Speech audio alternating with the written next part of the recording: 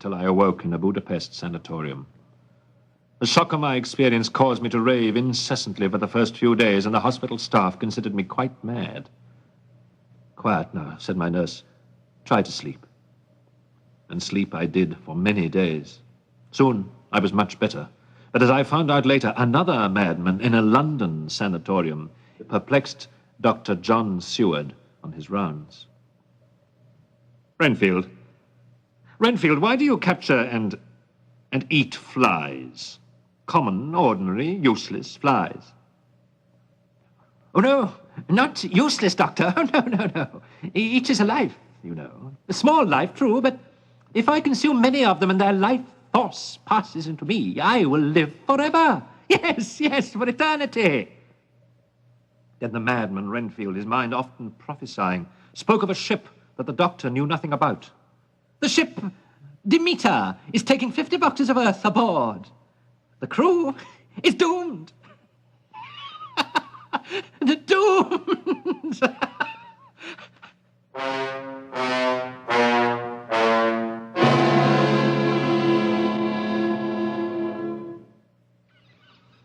July the 6th. The Demeter finished loading its cargo at a Black Sea port. 48, 49, 50 boxes of earth. Why in the world should anybody ship cheap dirt from Transylvania to England? Strange. More than strange were the events to follow on the crossing of the Mediterranean. "Mine missing, sir. Petrovsky. Just vanished last night. No one heard him go over." July the 17th. The captain's log recorded that the crew acted frightened. And one night in a gale, a man making his rounds heard the forward watch say, That tall, thin figure with the gleaming red eyes, who in heaven's name is it?" July the 24th. The Demeter passed Gibraltar, and a second man was found missing. The captain ordered the ship searched from fore to aft. "No stowaway, sir. No stowaway aboard." "It's somebody or something is doing away with my men." From then on, the ship's log recorded in brief phrases the nightly disappearances of the crew.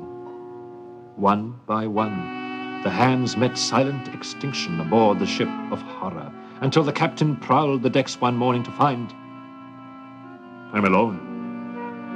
The only one left aboard.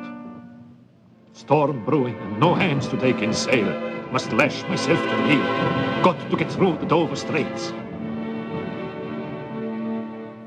August the 3rd. Miraculously, the schooner survived the lashing storm. As if by some magical power, the unmanned derelict sailed to the English shore and grounded herself, and was found by a Coast Guard cutter after dark. "Ahoy! Ahoy there! Why don't you answer?" The cutter moved incautiously toward the beached Demeter. In the searchlight's glare, a huge, hairy form leapt into the surf. "Look, sir! That huge dog has run under the beach. More like a wolf, I'd say, sir." They found the captain still aboard, but dead. Odd, those 2 marks on his throat, like tiny punctures. Aye, and he's the only soul aboard, sir.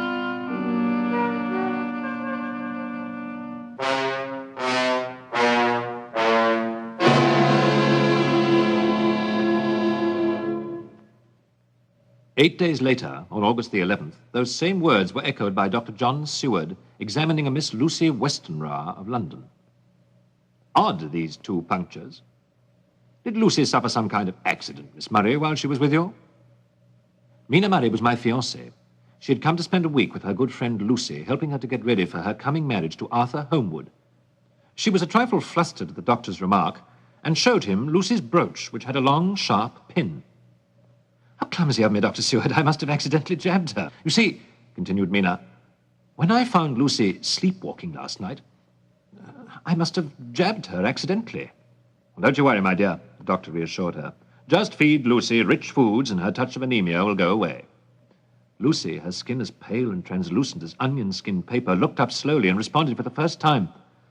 "Anemia? Thin blood? Is that why I feel so feeble?" The next night, Lucy walked again in her sleep. Mina found her in the garden. Under the full moon, tiptoeing along the walk, my fiancée was startled to see a tall, shadowy form with a cape that reminded her of folded back wings, bending over Lucy as if kissing her. The figure melted away into the shadows as its senses warned of her approach. Mina ran forward and tried to help the further weakened and horrified Lucy to her feet. Mina's thoughts ran a jumbled course. She's unconscious and her breathing is forced. What could have happened? I was still in the Budapest sanatorium, recovering after my escape from Castle Dracula. My disappearance concerned Mina and caused her to relate her anxieties to Lucy. Oh, I wish my Jonathan were here to help us. Why hasn't he written to me? He should be back from his business trip by now. I'm worried about him, Lucy. While Lucy slept on her bed, Mina restlessly dozed on a nearby couch. A flapping sound instantly brought her from her light sleep. What's that noise? It's at the French windows. Some big bird is trying to batter its way in. But forcing her eyes to look toward the annoying sound, she covered her mouth with her hand, for what she saw was a giant black bat. But it can't break through the heavy glass. And then, as it disappeared, her thoughts turned to her friend. Thank heaven it didn't wake poor Lucy. The next night, at Dr. Seward's sanatorium, Renfield, the fly-eater, leapt through a glass window. Renfield escaped! And Renfield, hearkening to a call transmitted many miles from London, wailed in the darkness, I hear, master! I'm coming, master! Following commandment only his ears could hear, Renfield intercepted his master near King's Cross, where the ill-fated Demeter's cargo was being duly delivered. Renfield knelt at the crossroads as 3 wagons passed, loaded with the 50 coffins of dirt. They turned at a signpost reading Carfax. Yes, master, I understand. I will not follow, but I will go back quietly until my time.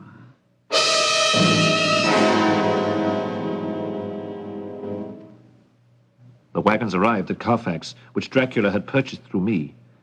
The old mansion would suit the Count ideally. The drayman carried the heavy coffins into the chapel, complaining, as all of us are apt to do.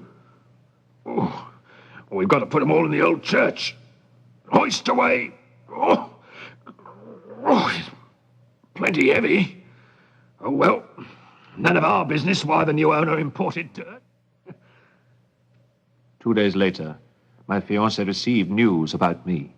The note read as follows. Dear Miss Wilhelmina Murray, Mr. Jonathan Harker has been our patient for 6 weeks.